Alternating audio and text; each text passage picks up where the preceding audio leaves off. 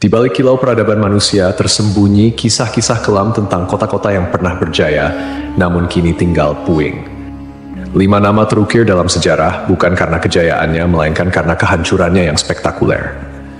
Kota-kota ini, yang konon dikutuk oleh Sang Pencipta, menjadi pengingat abadi akan batas antara kehendak manusia dan murka ilahi.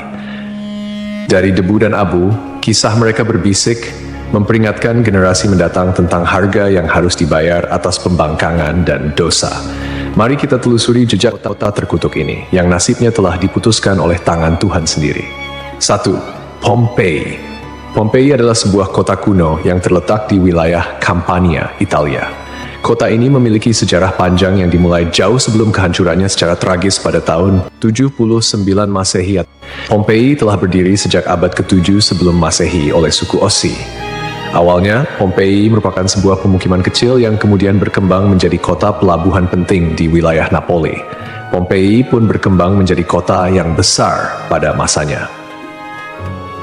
Kota ini juga dikenal yang jauh lebih subur daripada tempat lain, karena Pompei terletak di kaki Gunung Vesuvius, sebuah gunung berapi purba yang merupakan satu-satunya gunung berapi aktif di Eropa.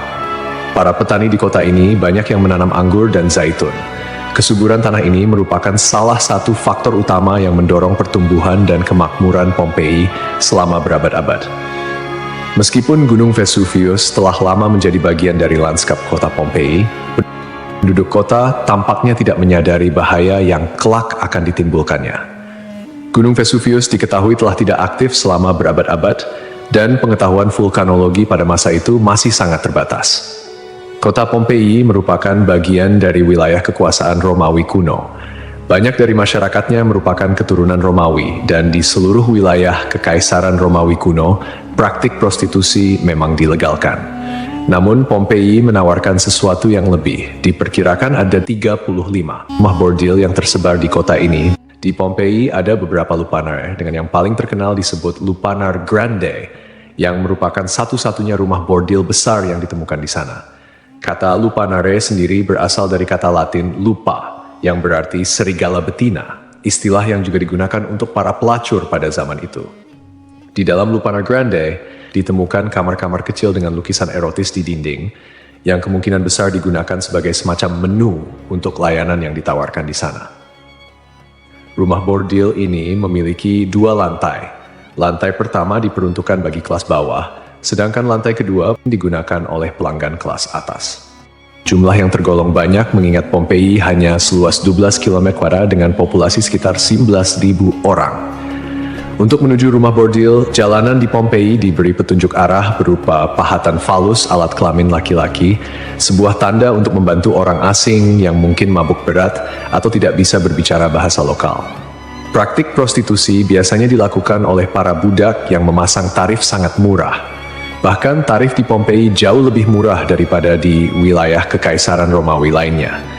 Dengan membayar setara harga seperempat gelas anggur, setiap laki-laki yang datang ke Pompei sudah bisa memesan pelacur. Pada salah satu dinding aula, ditemukan tulisan yang artinya, "Jika Anda mencari pelukan manis di kota ini, semua gadis di sini tersedia." Hubungan seksual yang diwajarkan tidak hanya terjadi antara laki-laki dan perempuan saja. Penemuan grafiti menunjukkan bahwa homoseksual dan pemerkosaan anak juga menjadi hal yang biasa di Pompei. Temuan inilah yang membuat Pompei dijuluki sebagai kota maksiat, terlepas dari arsitekturnya yang megah dan keberagaman karya seninya. Akhirnya, setelah kegiatan maksiat di kota ini semakin parah dan menjadi pemandangan yang lumrah, pada tanggal 24 Agustus 79 Masehi, sekitar tengah hari, terjadilah letusan mahadahsyat dari Gunung Vesuvius. Gunung ini mengeluarkan kolom erupsi yang luas dan tinggi hingga mencapai ketinggian 33 km. Abu vulkanik dan batu apung mulai berjatuhan di Pompei dan di daerah sekitarnya.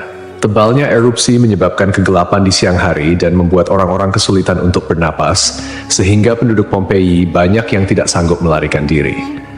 Kemudian pada malam hari, letusan mencapai puncaknya. Serangkaian awan panas yang mematikan mulai menyapu kota dengan kecepatan tinggi dan membunuh siapapun di kota tersebut.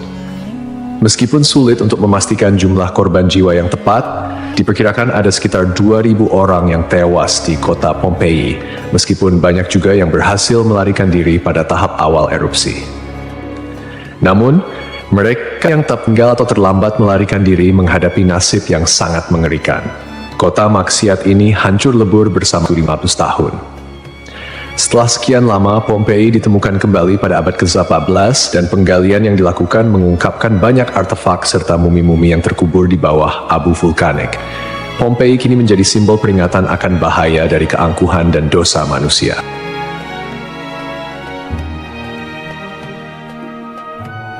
Kisah Desa Legetang. Pada suatu hari di Desa Legetang, warga melihat banyak binatang liar berkeliaran di sekitar jalan desa. Binatang-binatang ini, seperti monyet, kera, babi hutan, dan lainnya, bukan berasal dari daerah tersebut. Setelah diselidiki, ternyata hewan-hewan ini berasal dari Gunung Pengamun-Amun, yang berada agak jauh dari Desa Legetang. Kejadian ini membuat warga khawatir dan mereka bermusyawarah untuk menyikapinya. Mereka menyimpulkan bahwa turunnya hewan-hewan dari gunung adalah pertanda akan terjadinya musibah besar. Kepercayaan lokal yang menyatakan bahwa hewan bisa merasakan bencana sebelum terjadi mendorong warga Desa Legetang untuk bertindak cepat. Mereka memutuskan untuk kerja bakti membuat parit di lembah Gunung Pengamun-Amun sebagai upaya antisipasi bencana, khususnya longsor. Desa Legetang terletak di dataran tinggi Dieng, Kecamatan Batur, Kabupaten Banjarnegara, Jawa Tengah. Desa ini dikenal dengan tanahnya yang sangat subur, bahkan lebih subur dibandingkan desa-desa lainnya di sekitarnya. Sebagai contoh, jika semangka yang ditanam di desa lain hanya mencapai berat sekitar 6 kg, semangka yang ditanam di Legetang bisa mencapai 10 hingga 12 kg. Setelah parit selesai dibuat, kehidupan di desa kembali normal.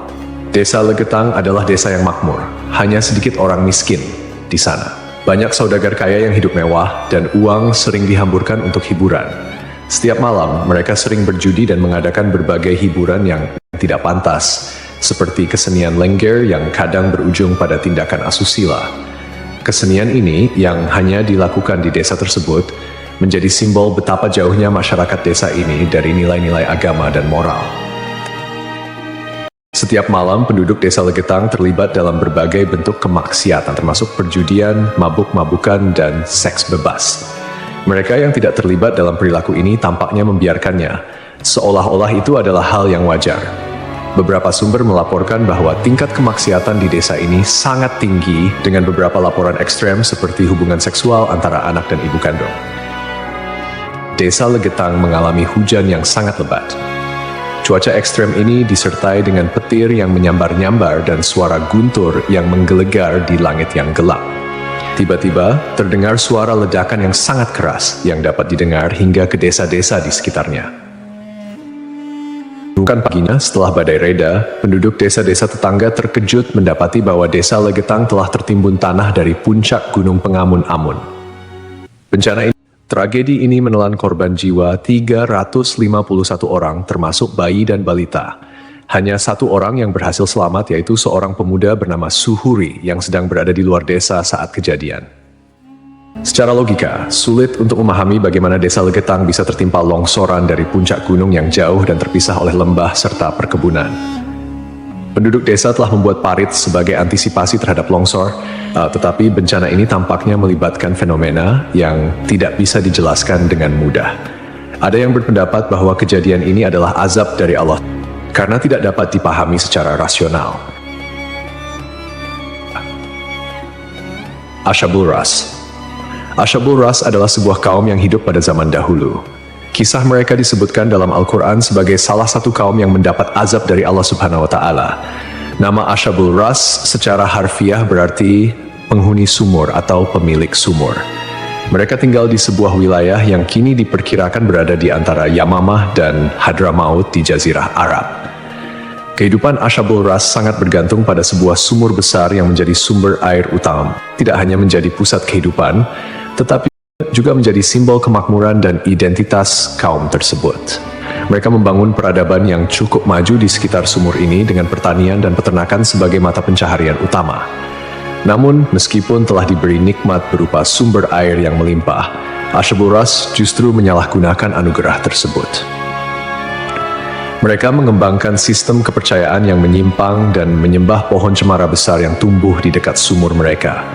Pohon ini dianggap suci dan dijadikan objek penyembahan, menggantikan Allah Subhanahu wa Ta'ala sebagai Tuhan yang seharusnya disembah. Kemusyrikan Asyabul Ras tidak berhenti pada penyembahan pohon saja. Mereka juga mengembangkan praktik-praktik yang bertentangan dengan ajaran Tauhid, seperti membuat patung-patung yang merepresentasikan dewa-dewa mereka, kemudian melakukan ritual dan persembahan kepada pohon cemara, serta menolak ajaran-ajaran monoteisme yang dibawa oleh para nabi dan rasul.